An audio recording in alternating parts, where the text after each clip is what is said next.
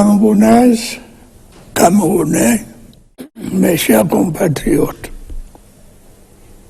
il y a quelques années, j'avais indiqué que le septennat en cours devait être décisif, dans la mesure où il permettrait à notre pays de poursuivre résolument sa marche vers l'émergence. J'avais précisé que cet objectif devait être érigé en véritable cause nationale, notamment à travers notre engagement collectif à rétablir la sécurité, à conforter notre croissance économique et à améliorer ostensiblement les conditions de vie des Camerounais. Un regard rétrospectif sur les années qui se sont écoulées depuis lors permet de constater que des avancées considérables ont été accomplies dans chacun de ces domaines.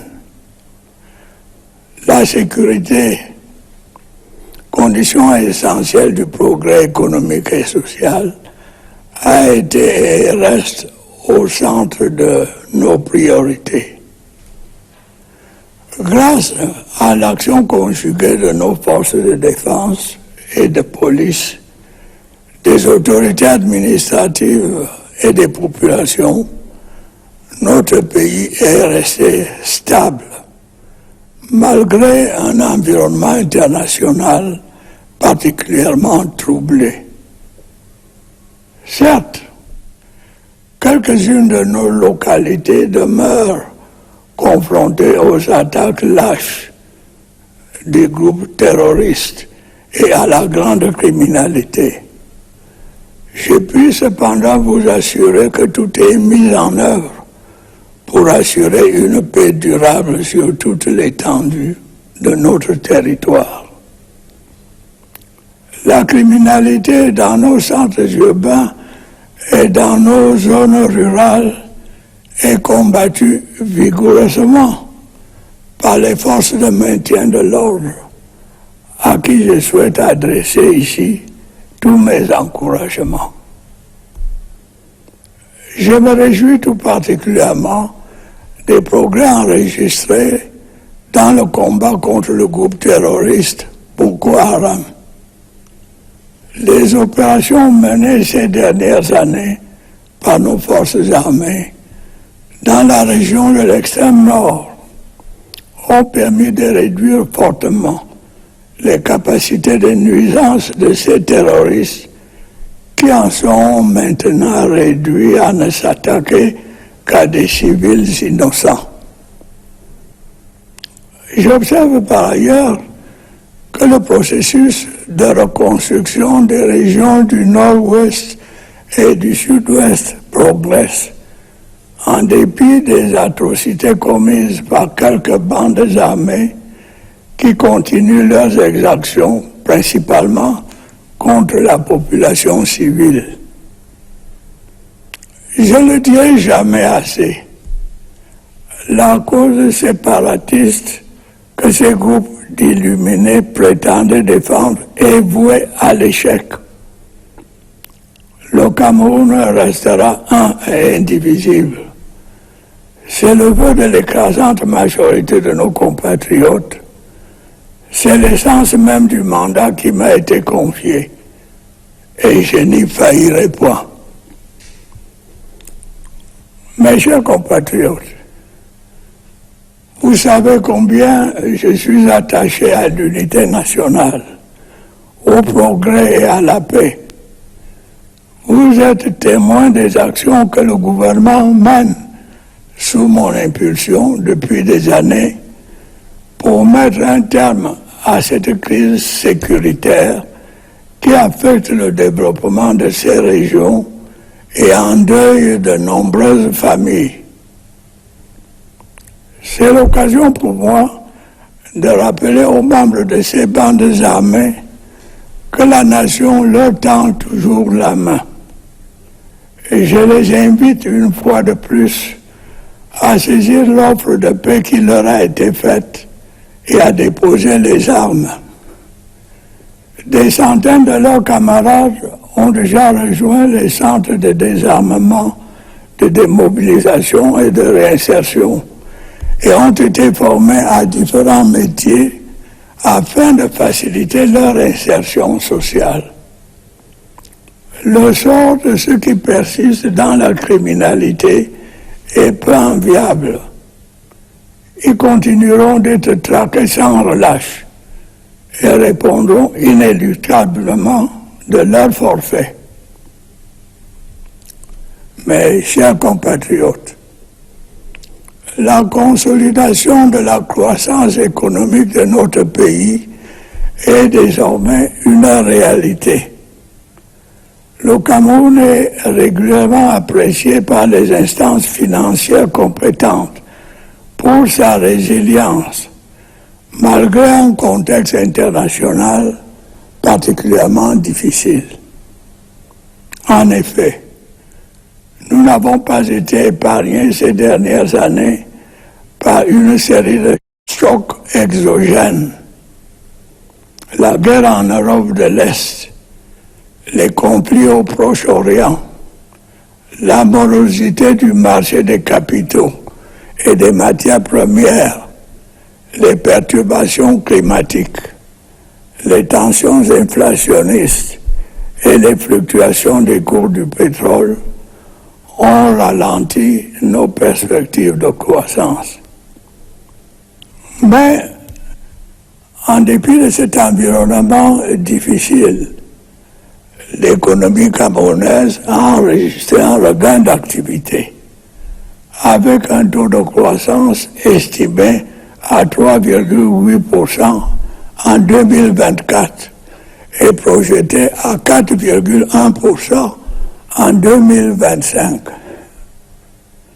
Les mesures prises pour limiter les comportements spéculatifs et accroître l'offre des produits de première nécessité ont contribué à réduire l'inflation de 7,4% en 2023 à 5% cette année.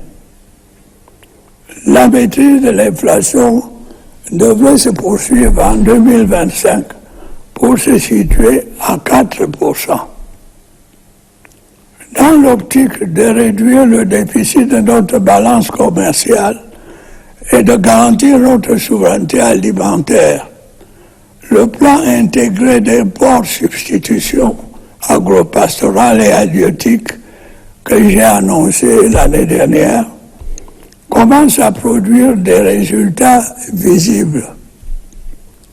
Au cours de cette année, 452 tonnes de semences et 12 800 tonnes de farine ont été produites. Par ailleurs, notre répertoire de produits exportés s'étend désormais aux produits industriels, notamment à l'aluminium. Cette dynamique devrait connaître une accélération en 2025 à la faveur de la réforme de la Société nationale des investissements qui fait de cet organisme un véritable levier stratégique de promotion des investissements productifs au Cameroun. Le gouvernement a par ailleurs poursuivi les efforts de redressement et de transformation structurelle de notre économie à travers l'opérationnalisation progressive des zones économiques. Plusieurs initiatives ont été engagées dans ce sens, à l'instar de la zone industrielle intégrée du port autonome de Kribi. Celle-ci est dédiée à la transformation des matières premières telles que le cacao, le café et les verres. S'agissant du cas spécifique du cacao, la politique de promotion de l'excellence qualitative mise en œuvre ces dernières années a abouti à des niveaux de prix exceptionnels au profit des producteurs. De même, 2 zones économiques spécialisées dans la transformation du bois sont en cours de démarrage à Edea et à Berthois. Il y en a également du technopôle agro-industriel de Ouassababouté par un cotin qui sera consacré à la production et à la transformation des céréales, des tubercules, du lait et de ses dérivés. Chaque jour qui passe, l'industrialisation de notre pays devient une réalité. L'ouverture dans la localité de Bipaga, Kribi, de la plus grande usine de production de carreaux en Afrique centrale, en constitue une preuve supplémentaire, avec à la clé la création de plus de 2500 emplois directs.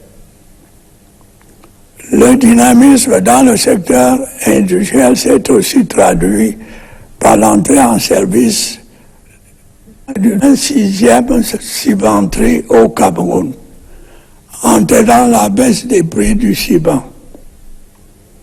Il est incontestable que l'essor de ce secteur constitue la clé de voûte de l'émergence économique à laquelle notre pays aspire légitimement. Les perspectives de développement du riche potentiel dont nous disposons dans le secteur minier sont elles aussi porteuses d'espoir. Le démarrage de l'exploitation des gisements de fer de Kribi-Lobé, Bipindi, Grand Zambi et Mbalam Nabeba est imminent.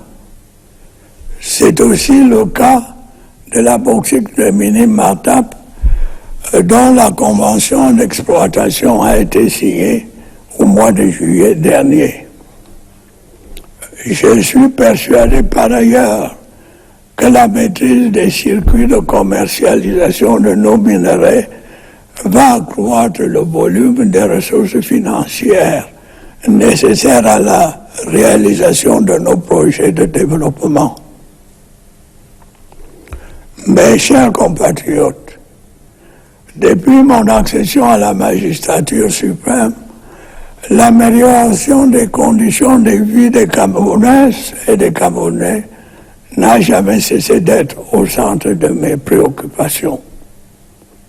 Sous mon impulsion, des efforts significatifs ont été consentis par les pouvoirs publics afin de garantir à nos populations un accès satisfaisant aux services sociaux de base. La forte poussée démographique que connaît notre pays a certes pu relativiser l'impact de ces efforts en raison d'une demande de plus en plus croissante. C'est pourquoi le gouvernement n'a cessé, sous mon autorité, d'accorder une attention particulière à la réalisation de projets qui contribuent à rendre meilleur le quotidien de chaque citoyen. Tel est notamment le cas de la fourniture en énergie électrique, dont l'importance pour le développement des activités économiques et la vie des ménages n'est plus à démontrer. L'offre en la matière a connu une amélioration substantielle grâce à l'achèvement cette année des travaux de construction de l'usine de pied du barrage de Lompangar et à la mise en service du barrage de Naktigal. Le volume des investissements dans ce secteur stratégique est appelé à s'accroître à la faveur de la maturation de plusieurs projets hydroélectriques et photovoltaïques. Pour ce qui est des zones rurales notamment, la 4e phase du projet d'électrification des 1000 localités par l'énergie solaire va se poursuivre. Il en est de même de la construction de 360 centrales solaires dans les unités administratives non encore électrifiées. La réalisation de ces projets et le raccordement des réseaux interconnectés sud et nord permettra à terme de réduire les délestages et de résorber la fracture énergétique entre les régions méridionales et septentrionales de notre pays. L'approvisionnement en eau potable constitue également un défi majeur que le gouvernement s'est attelé à relever ces dernières années avec une détermination louable. La mise en service du projet d'alimentation en eau potable de la ville de Yaoundé a permis une nette amélioration de la desserte de cette agglomération. Une campagne de branchement de 8000 ménages au réseau d'eau potable a conséquemment été lancée dans cette ville. Dans la ville de Douala, les travaux de réhabilitation et d'extension de la station hydraulique de Japoma sont en cours, tandis que les études techniques du méga-projet d'adduction en eau potable de cette cité ont été finalisées. La remise à niveau des stations de production d'eau potable se poursuit dans plusieurs villes secondaires. Notre ambition est de doter chacune de nos localités d'une eau de qualité, à la mesure des attentes de nos concitoyens. Dans le même temps, nous allons poursuivre les efforts visant à améliorer l'offre des soins en renforçant le plateau technique des hôpitaux et en densifiant la carte sanitaire. C'est le sens de la récente mise en service des centres hospitaliers régionaux de Ngaoundéré et de Bertois. Dans la perspective d'améliorer les performances du secteur, j'ai décidé de la contractualisation de 9 944 personnels de santé sur une période de 5 ans. Ce recrutement spécial contribuera sans doute à la réduction du chômage des jeunes diplômés dans le secteur de la santé, en même temps qu'il facilitera substantiellement la prise en charge des malades. Sur un tout autre plan, le dialogue entre le gouvernement et les organisations syndicales se poursuit dans le sens de la prise en compte des aspirations et des préoccupations des enseignants. Mes chers compatriotes, permettez-moi de dire un mot sur le réseau routier. Je suis conscient du sentiment de frustration qui vous habite au regard de la dégradation de nos voiries urbaines et interurbaines. Cette situation, vous vous en doutez bien, a un impact réel sur les activités économiques et est très souvent à l'origine de nombreux accidents de la circulation. Je puis vous assurer que l'état de notre réseau routier ne reflète pas les efforts et les sacrifices qui sont consentis pour sa réhabilitation et son extension. Les contraintes en la matière sont connues. Au premier rang de celle-ci, la disponibilité des financements. La pluviométrie vient ensuite. Je n'oublie pas non plus les problèmes de gouvernance qui nécessitent assurément des mesures fermes et diligentes, et j'y veillerai. Pour faire face à cette situation, j'ai instruit la réorganisation du fonds routier dans le sens d'accroître sa capacité à mobiliser les financements nécessaires à la réalisation des projets de construction, de réhabilitation et d'entretien des routes. Les insuffisances que je viens d'évoquer ne doivent cependant pas occulter les efforts méritoires que nous avons accomplis dans ce secteur, en dépit de nombreuses contraintes. Au cours de l'année qui s'achève, 446 km de routes ont été bitumées sur toute l'étendue du territoire national. En outre, près de 228 km de routes ont été réhabilités. D'autres projets de réhabilitation routière seront lancés en 2025, à l'instar des tronçons Bekoko, Limbe, Ideno et Mutengene-Boya.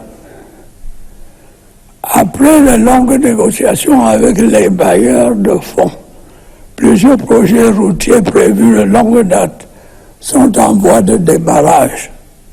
Il s'agit des routes Ngaoundéré-Garoua et Bolva à Comde, Kribi et Mora-Kousseri. Parallèlement, les travaux de construction de la section urbaine de l'autoroute Yaoundé-Simalé ont été lancés, tandis que les diligences relatives à la phase 2 de l'autoroute Yaoundé-Douala ont connu des avancées.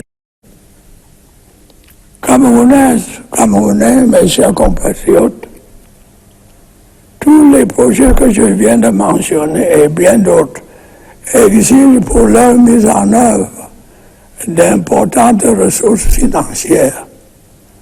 Celles-ci, nous le savons, sont de plus en plus rares et difficiles à mobiliser, compte tenu de la conjoncture internationale et des contraintes inhérentes à notre économie. Si nous voulons atteindre les objectifs de développement que nous nous sommes fixés, nous devons améliorer la gouvernance dans tous les secteurs d'activité.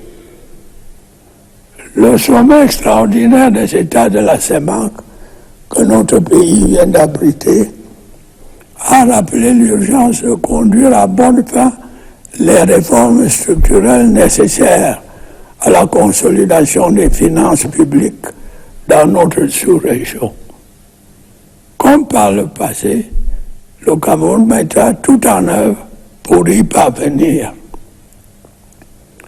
Améliorer la gouvernance, c'est aussi amplifier la lutte contre la corruption et les détournements de deniers publics. C'est garantir une sécurité juridique aux investissements privés.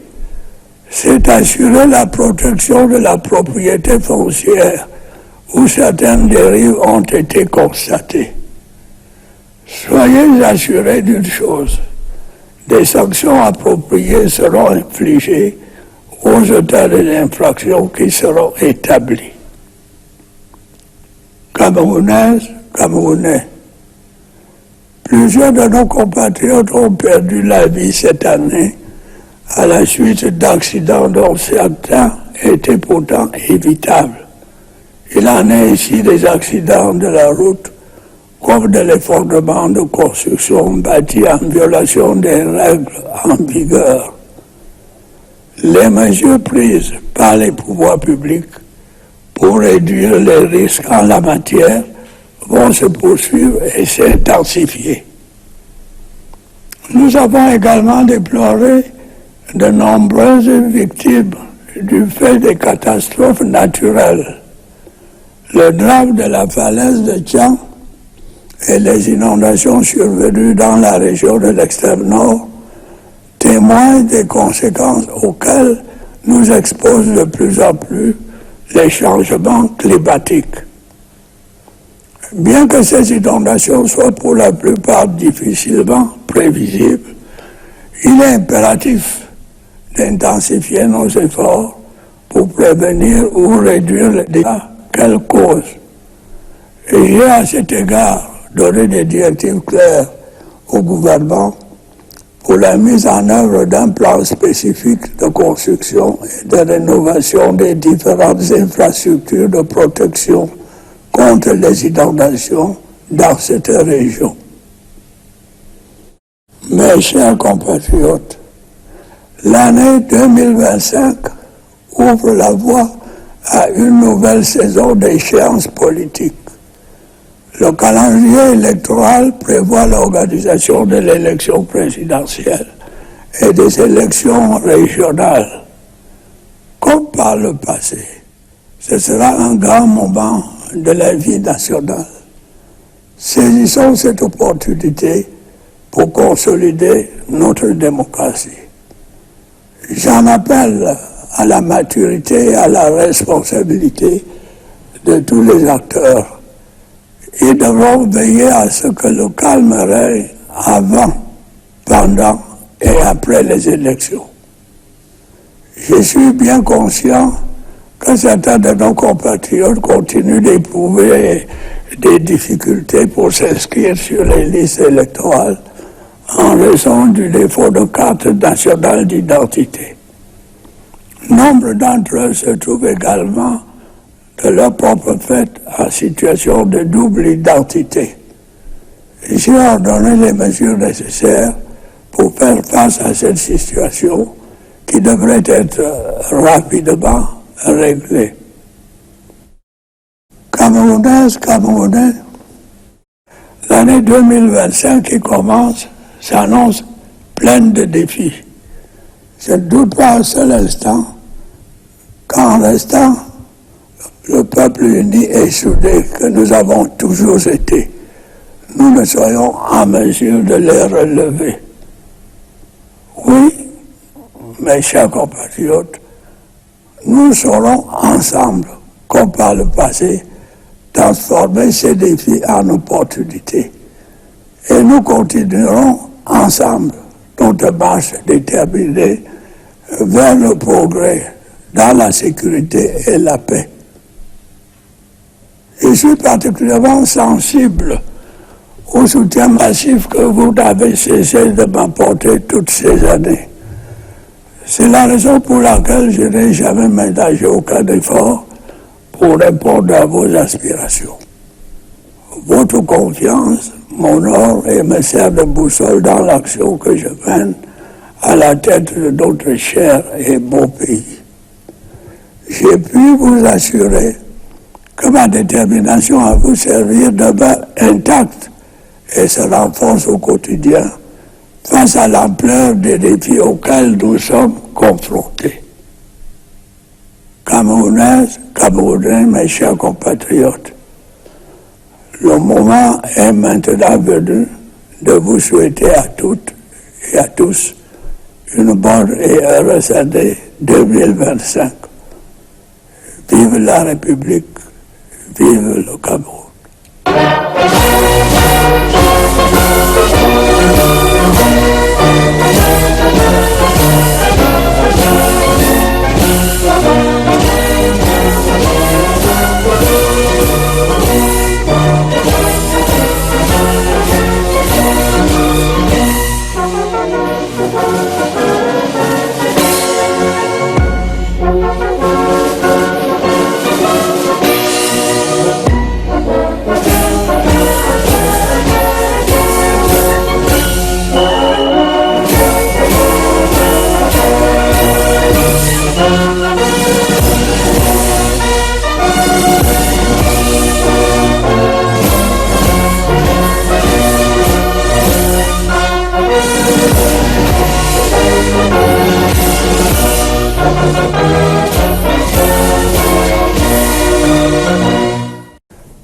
Camerounaises, Camerounais, mes chers compatriotes, Fellow il y a quelques Cameroonians, années, my dear j'avais compatriots, indiqué que le septennat a few years ago, devait être décisif. I stated that the current 7-year term would be decisive, insofar as it would enable our country to resolutely continue its march towards emergence.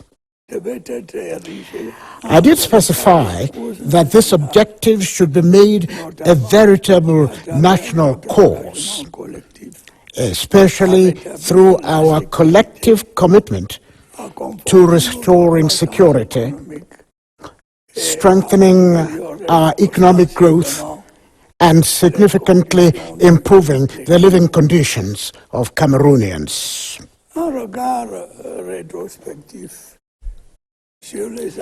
In hindsight, The years that have gone by since then show that great strides have been made in each of these areas.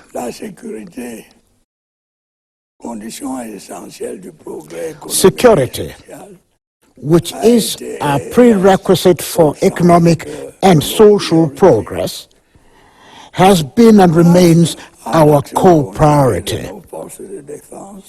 Thanks to the combined action of our defense and police forces, the administrative authorities, and the populace, our country has remained stable despite a particularly troubled global context.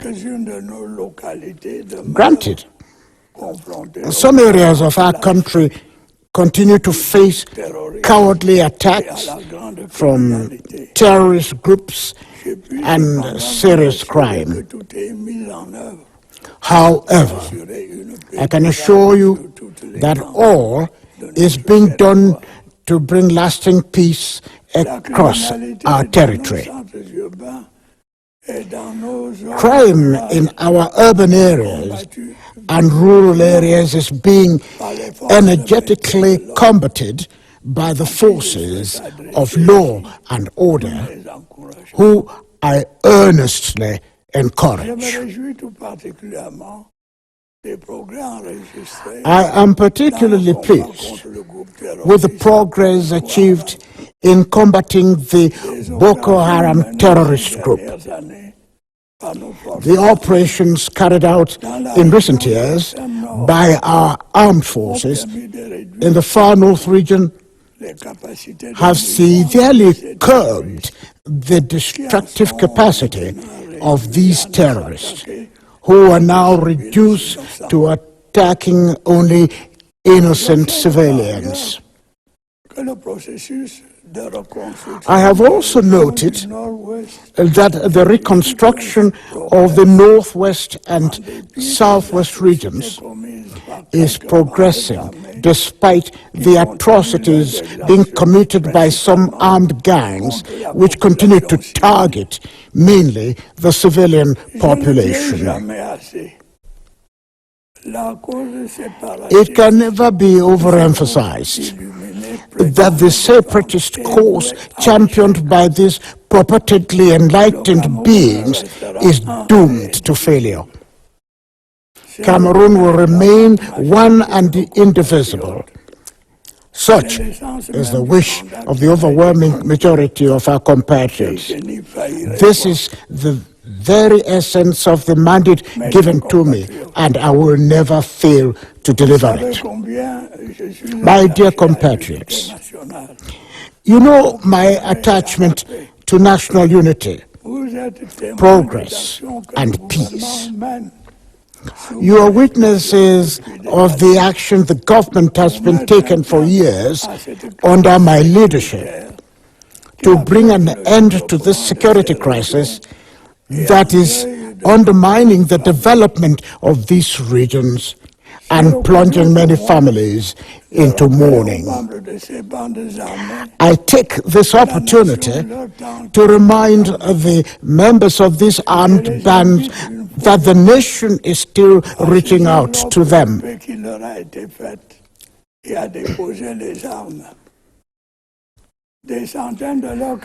I urge them once again to take up the offer of peace that has been made to them and to lay down their weapons. Hundreds of their comrades have already joined the disarmament, demobilization and reintegration centers and have been trained in different trades for their easy social integration. The fate of the die-hard warmongers is unenviable. They will be relentlessly tracked down and will inevitably answer for their crimes.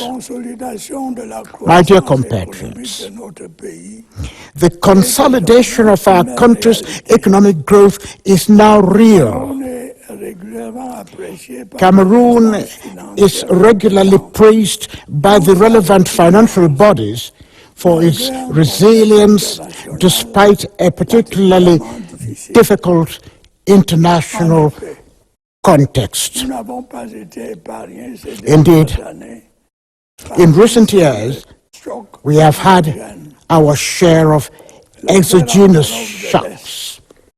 The war in Eastern Europe, the Middle East conflict, the gloomy capital and commodity markets, climate disruptions, inflationary pressures, and oil price fluctuations have showed our growth prospects.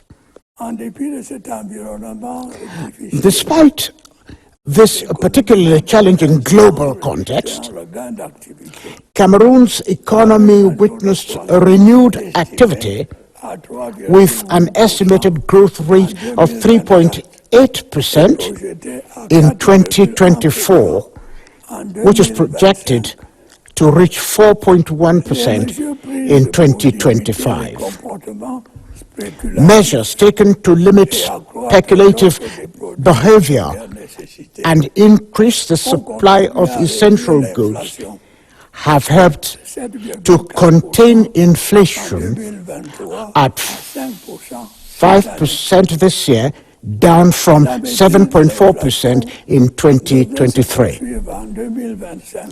This trend is expected to continue in 2025 to stand at 4%. To reduce our trade balance deficit and ensure food sovereignty, the Integrated Agro-Pastoral and Fisheries Import Substitution Plan, which I announced last year, is starting to yield tangible outcomes.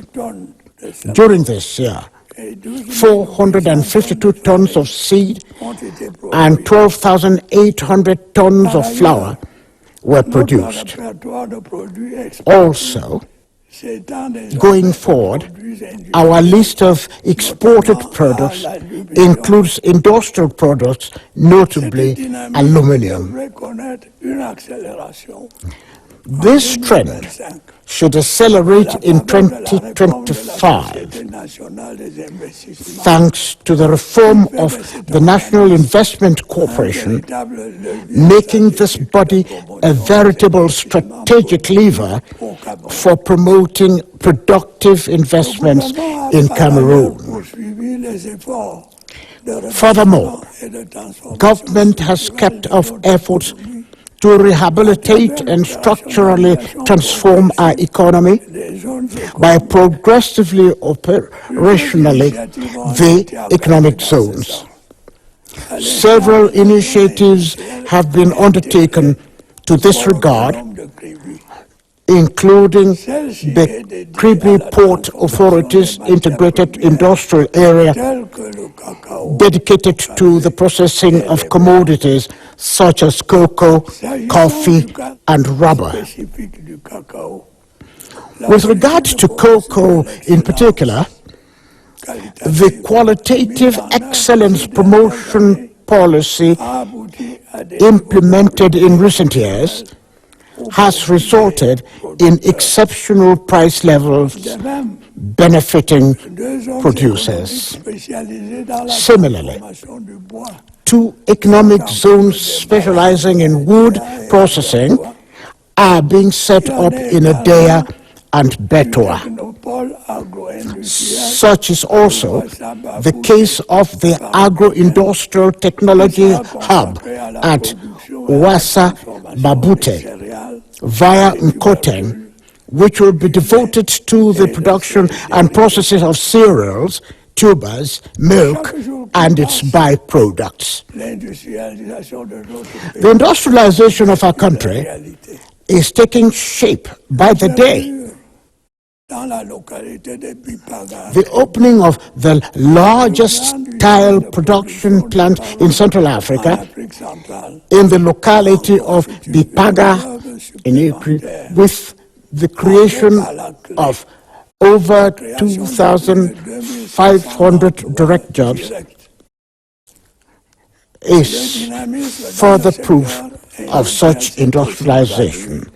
The dynamism of the industrial sector is also evidenced by the commissioning of a 6th cement plant in Cameroon, resulting in lower cement prices. There is no doubt that this booming sector forms the cornerstone of our country's legitimate aspiration to economic emergence. There are also bright prospects for developing the rich potential of our mining sector. The mining of the Kribi-Lobe, Bipindi Grand Zambi, and Balam Nabeba iron deposits is imminent. The same holds for the Minim Matap bauxite, whose mining convention was signed last July. I am also convinced that the mastery of the marketing channels of our minerals will increase the volume of financial resources required to implement our development projects. My dear compatriots, my core concern since acceding to the helm of state has also been to improve the living conditions of Cameroonians.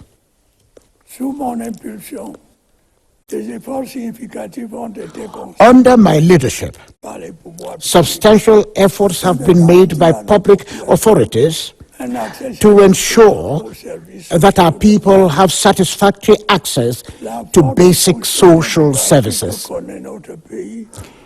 The current high population growth of our country has definitely reduced the impact of these efforts due to ever-increasing demands.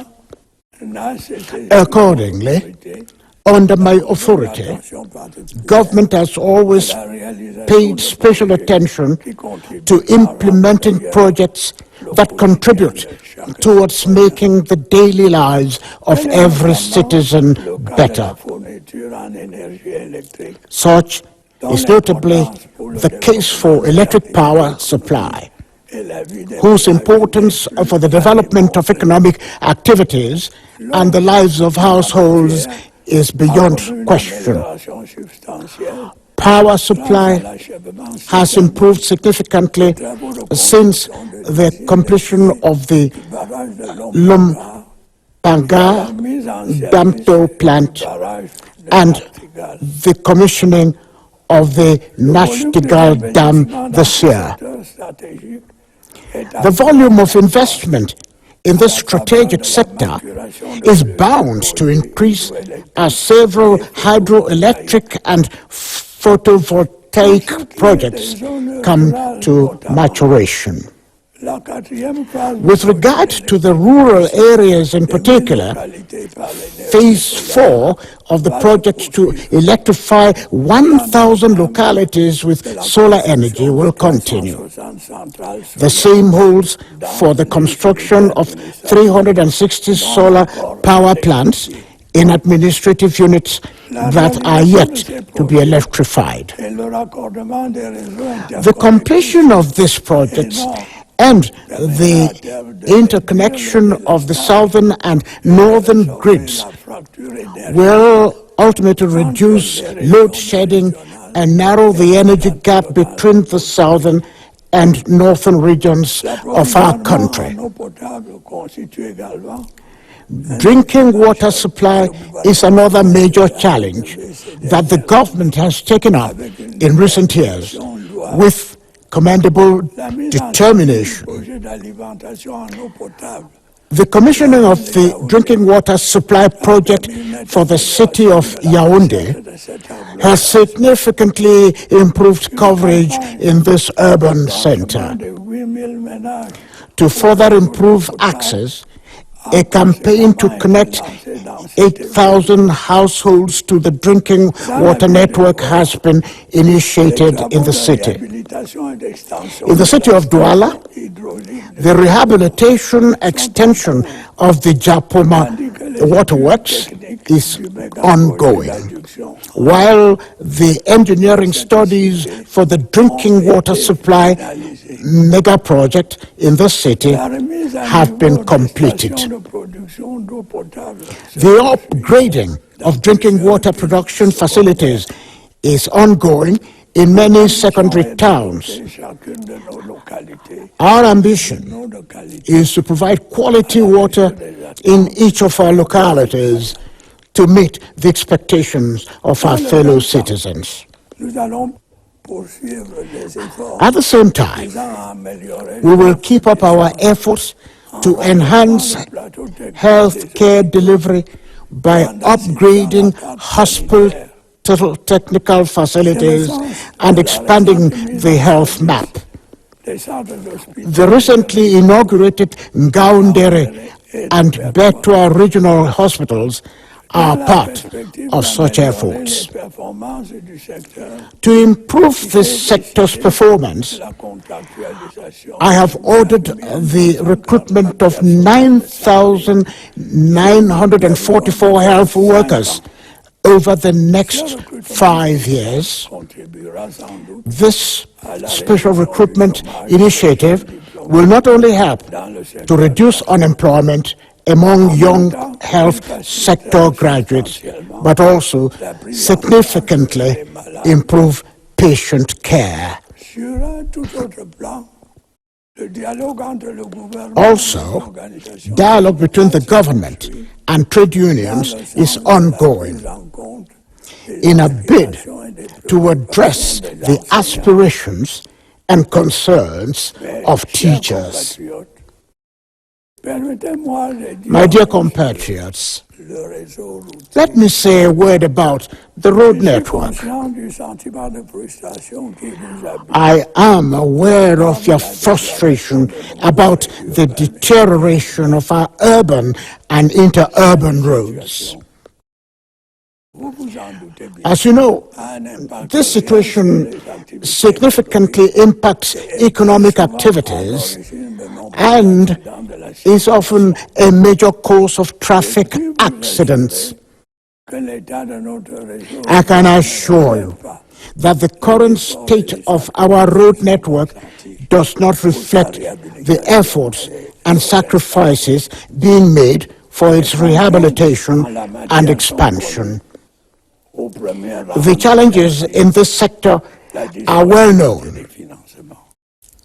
Foremost among them is the availability of funding, followed by the impact of rainfall.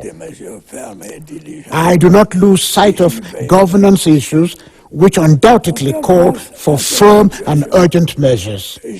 I will ensure that these issues are tackled.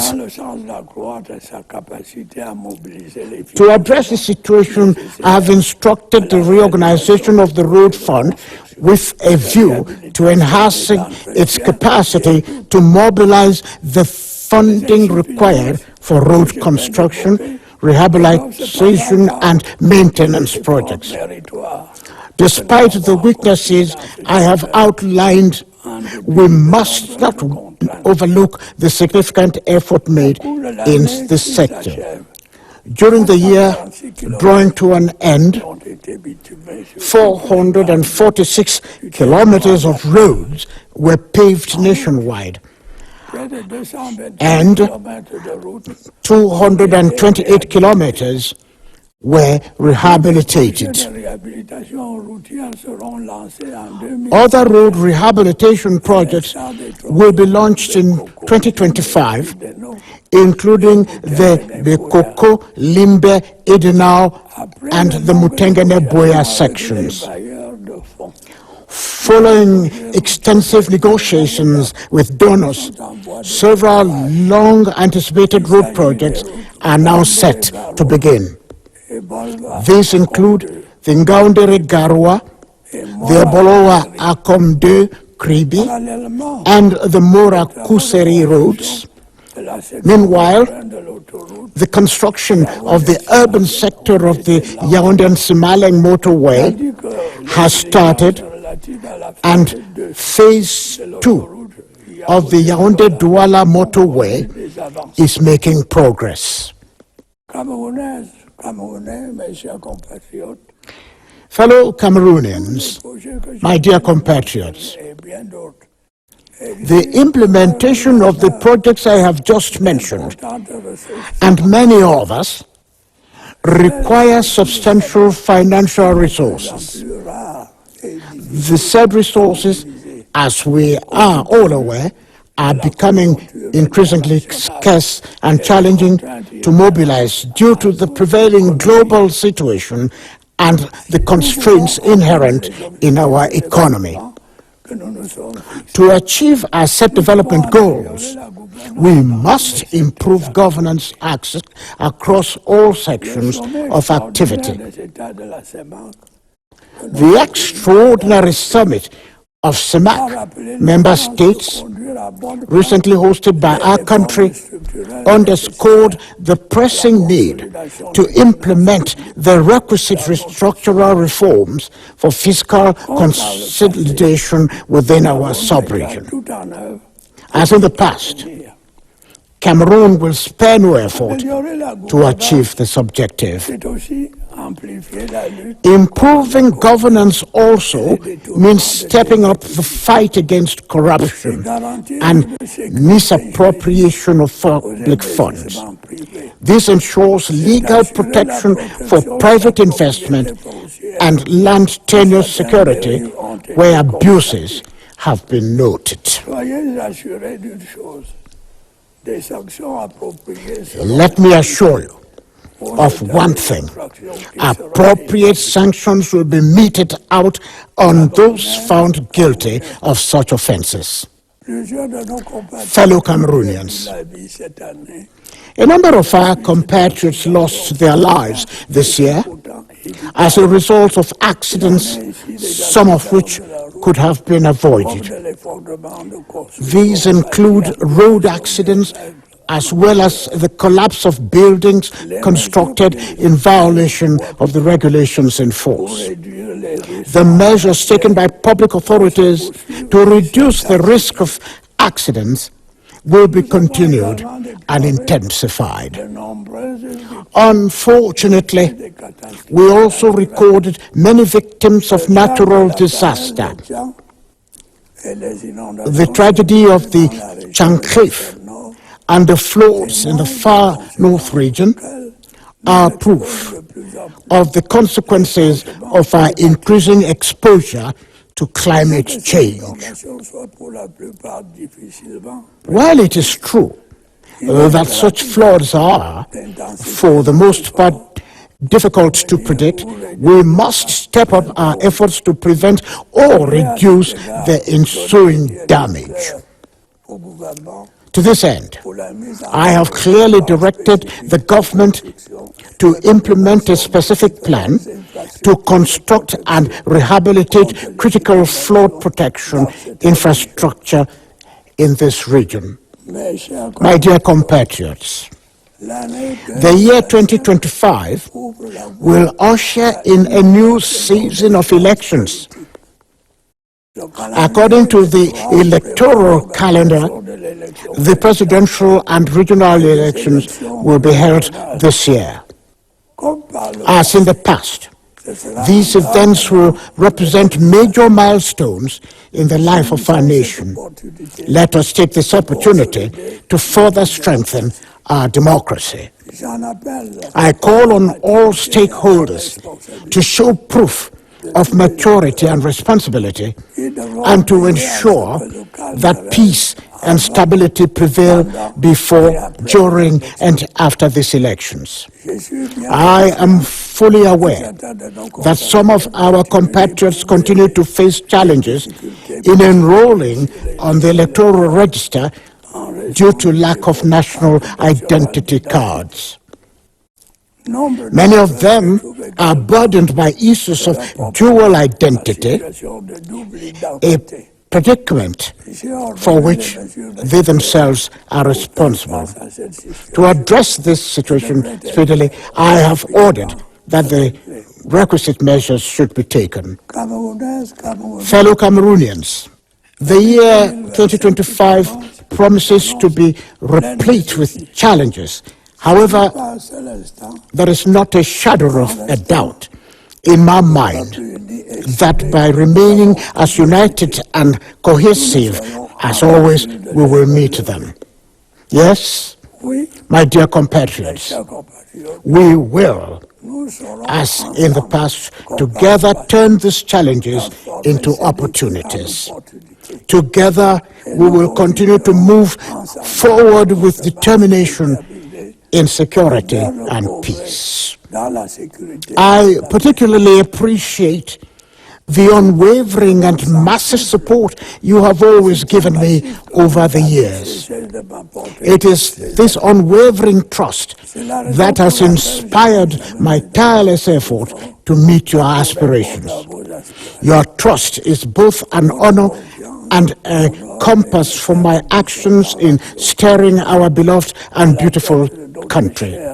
I can assure you that my resolve to serve you remains steadfast and grows stronger by the day as we address the immense challenges facing us. Fellow Cameroonians, my dear compatriots, it is now time for me to extend to each and every one of you my best wishes for a happy and prosperous New Year 2025. Long live the Republic, long live Cameroon. Vive le Cameroun.